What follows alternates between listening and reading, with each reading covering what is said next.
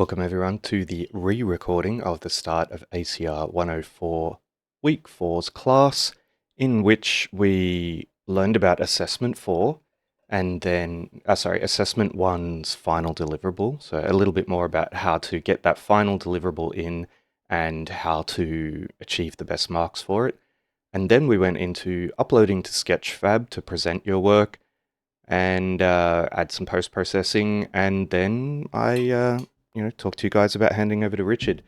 Now, the reason this is being re-recorded is that I failed to hit record for the first part of the class, which was the coverage of the Assessment 1 final deliverable. So we're going to do that now. Assessment 1 is obviously what you've been working on, prop modeling, for the last 2 and a bit weeks before having learnt how to model itself.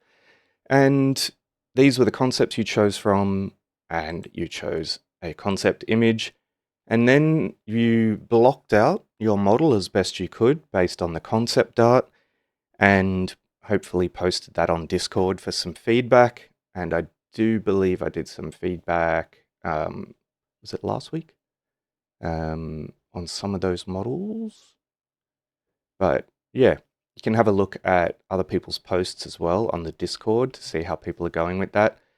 And this is where we are going to get into exactly how to get the best possible marks for it. So first things first, what do you need to submit? You need to submit a file and a link. Now, the most critical part is the Maya scene of your final model. So I've given the example extension. If you're on Windows, you'll be able to see these more easily. Maybe you don't have file extensions turned on, so make sure you absolutely do. So I'm going to go quickly over to, I'm going to open a new Explorer window, and I will bring this on screen in a moment. Here's where I was working on the barrels example, and you'll see here we can see .mb. By default, Windows doesn't show you extensions, file extensions, so this will be a bit different in Windows 11, but you'll know what to Google once you watch me do this. So Windows 10 has our view options for a folder, and here you can go into more of them, but they're also right on the ribbon here. So file name extensions, if you don't have those, you won't be able to tell the difference between barrelref.pure and barrelref.png, for example. So you always want to have those visible so you know what file type you're dealing with.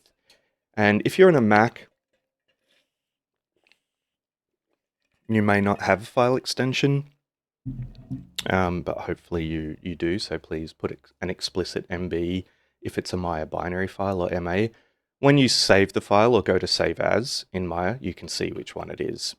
The only difference between Maya binary and Maya ASCII is one's just plain text. If you were to open it, you could see all the information about your scene written out as text. The other one is you'd open it and you'd see binary nonsense. So hand in your final scene file. So mine would be .002.mb. But here I've given you guys a name you can give your file before you submit it. So it's not just a random name and version. Copy it into a new folder if that's the way you want to do it, and make it first name, last name, A1 prop, ACR103.ma, and there's underscores in between. I'll just make this a bit bigger so it's easy to see. I had a question in class for A1 prop. Can you change it to A1, say, table, or A1 stool, or A1 vial or potion? And yeah, you can use that if you want. But the critical bit is just having your first name, last name here, and that it's, for this assessment. So A1 and this subject. If you want to, you can zip the file as well. That's even better before uploading it, but that's not critical. So one requirement, an uploaded Maya scene file with the final version of your model with its materials. The second thing to provide is a link to your model uploaded on Sketchfab, which we did in class. So if we have a, that is not actually a drop down.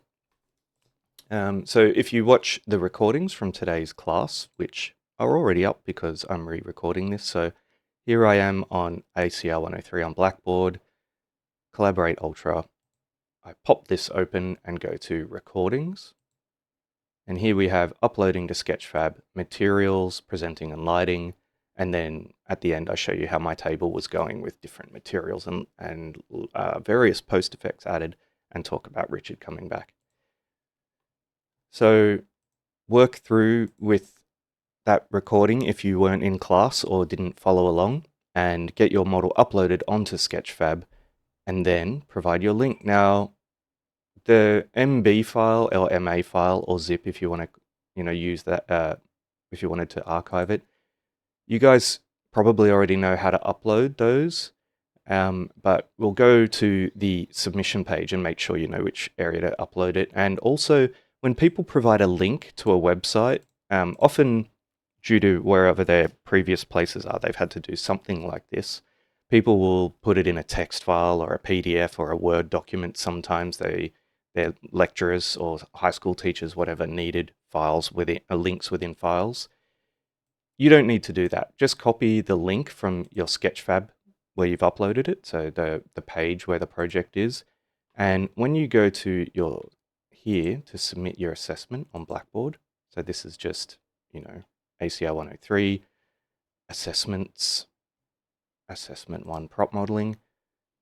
When you click on submission, you're given the option to, you can create submission, you can upload files, and that will be your Maya file. But then for the comments here, if you open that, you can just paste in the link there. So if this, for example, was my Sketchfab link, I'll copy it from up here and I could paste it in there. Obviously it's not, that's a link to the notes, but you get the idea. You can put it in the comments section rather than wrapping it in a text file or PDF or whatever and uploading it. Just keeping it simple.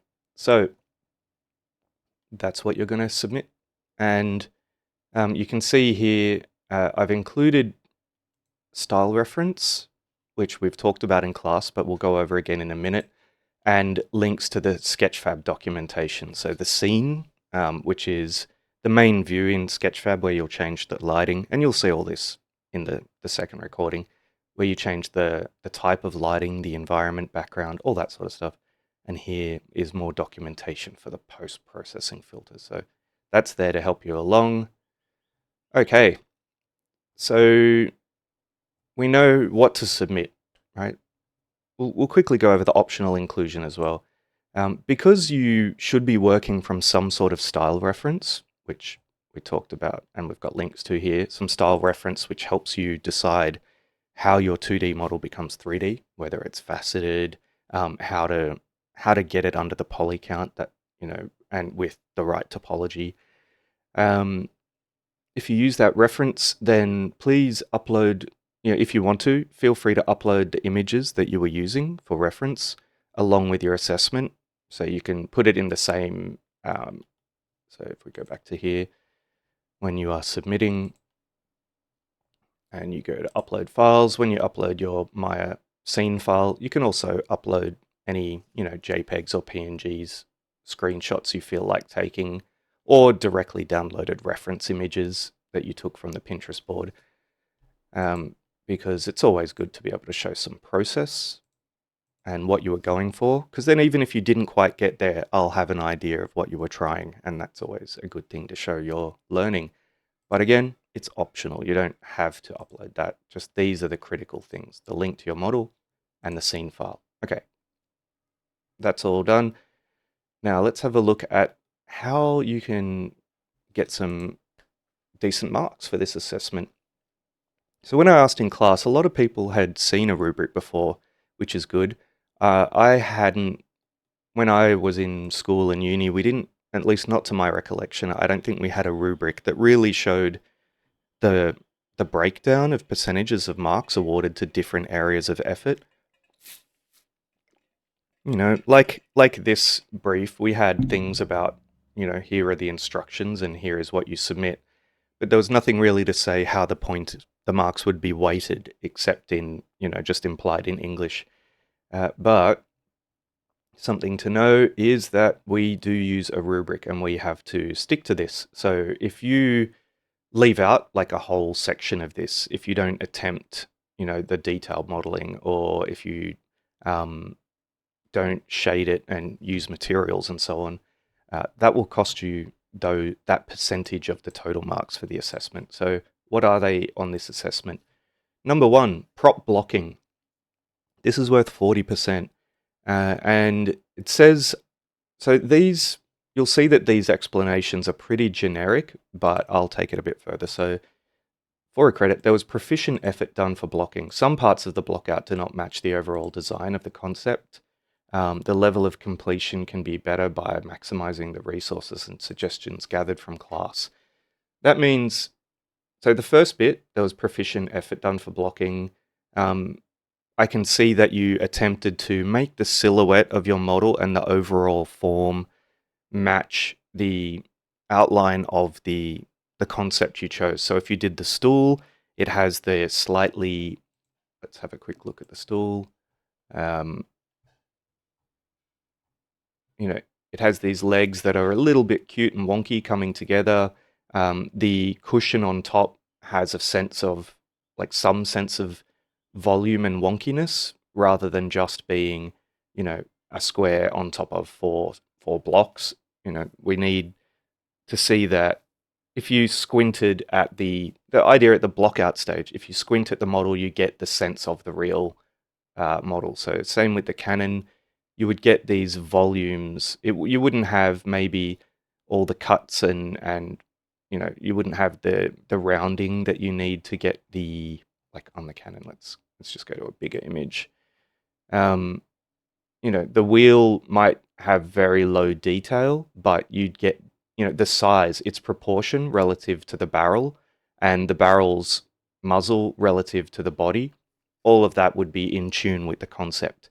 And that's because before you got into any detail modeling, trying to make everything a single unified mesh or adding bevels and so on, you would have individual bits that you can easily move around and try and capture this feeling. Same with this guy. This would be quite circular. You'd have this cutaway, and these would be uneven in size in the way they are here, but straight up and down. So it's got very clean lines, but a cartooniness to the proportions of big brick, little brick, that sort of thing. So showing that you followed the ideas taught in class and the way I showed you guys how to block out with the table and how to think about it, that will be the first chunk of the marks. The next, and also where it says the level of completion could be better by maximizing the resources and suggestions gathered from class. Yeah, that means you did consider those and make use of them rather than just, I made a low poly model. And that'll be consistent with all of these submittable, or all of these areas of the, what am I trying to say, of the rubric, is that, you didn't just make a 3D model, but you used what you learned in class, like style reference and thinking big to small, and also the ways I showed you guys to try and optimize and get the polygon count down. You used all that in your efforts to make a better model. So the prop model was done. So this one, 30% is for select and utilize visual investigation models for 3D modeling. This really comes down to the detailing part. So you used the techniques covered in class and sufficient time and effort added in. This is to show that you used the tools in the modeling toolkit I showed, like, for example, collapse, target world, which is the bit where I merged vertices together. You took areas that had n-gons with, say, it looks like a 50-cent piece, but it has no internal edges. For those, you have to try and get it down to quads at least, if not triangles. And you used maybe the cleanup tool that I showed in class. That's in the video again today, I think the last section of recording, if you want to look at it. But yeah, you detailed your model, you spent your polygons on things where there was, like, where you needed a bevel that actually made a difference versus tiny details that don't match your style reference. that's, this is also a case where you'll show that you used style reference rather than just going ham and having 5,000 polygons. So the final 30%, sorry, I'm getting a bit dry here. The final 30% goes towards prop shading. So this will be, you used materials on the different parts of the model to differentiate the parts of the model. So if we have a look at the concepts, you used a red material here, a yellow material here, a orangey wood colored material here, and so forth. And even though we're not texturing with, bitmaps, we're not painting anything, we can use a couple of different materials, like on the drain or grate. There's 1, 2, 3, 4. Maybe this one you could include ones. You've got ones that include this teal, greeny colored. Then you've got more of a grey color. So maybe these two, if you want to see the difference there more. And then some brown sort of pavers, and that provides a sense of sort of life and color and harmony to this.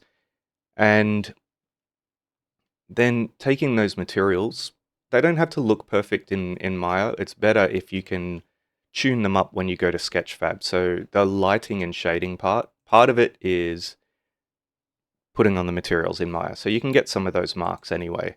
But what I would like to see ideally is that you took it further and you uploaded to Sketchfab, and on that platform you showed your model from a nice angle. You tweaked your materials, so if it was a metallic material, maybe you added it, made it less rough and more glossy, and you used the metalness slider, and you chose some lighting that shows off your model well, rather than sort of, maybe it's you're going for mood, but it's hard to see what you actually did. And also having a background that helps your object to pop off it, rather than, some wood on a wood colored background will disappear. And again, that's all in this video here, uploading to Sketchfab, which is less than an hour long. So if you watch that while working along with it, uploading your model, which is what the students did in class, you should be good.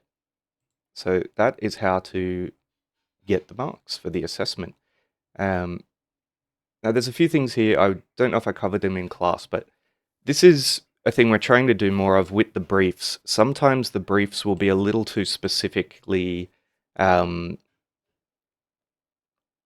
they'll define certain deliverables that maybe doesn't work for the changes in the technology and the platforms we're using, which can move pretty quick. And you'll see here that it asks for you to submit your working scene of your block out, which I won't need you to do because I'm going to identify the quality of your blocking out from your finished model. Your working scene file of your finished model and shaded prop. That is what I do want for you. So again, I've covered that here in the detail page, my details of your deliverables. So please go based on this.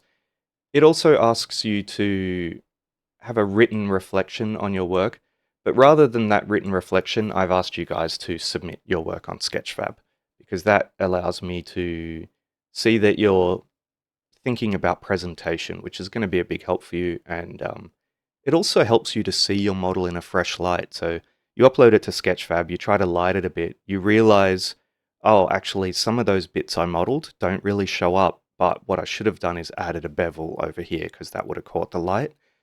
Again, I show that in the video.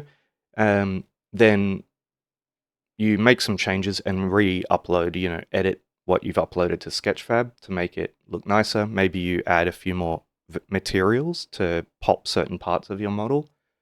So yeah, please know that, if you do follow this exact thing, maybe you miss this week's class and you can't catch up in time and you submit these, that's fine. I'll go based on that. But ideally, I'd like you to submit the ones that are noted here on the assessment one prop modeling page on my notes on Blackboard, which I found either directly from the root of my notes. You can go to assessments and assessment one and find all of that. Or if you are reading the week 4 notes, then I have a link to it as well. So it should be easy for you to get your hands on. That's it. Hopefully that's helped you understand better what's due for the assessment and how to do better at it. And I look forward to seeing what you provide and hopefully giving you lots of marks. Thanks for watching.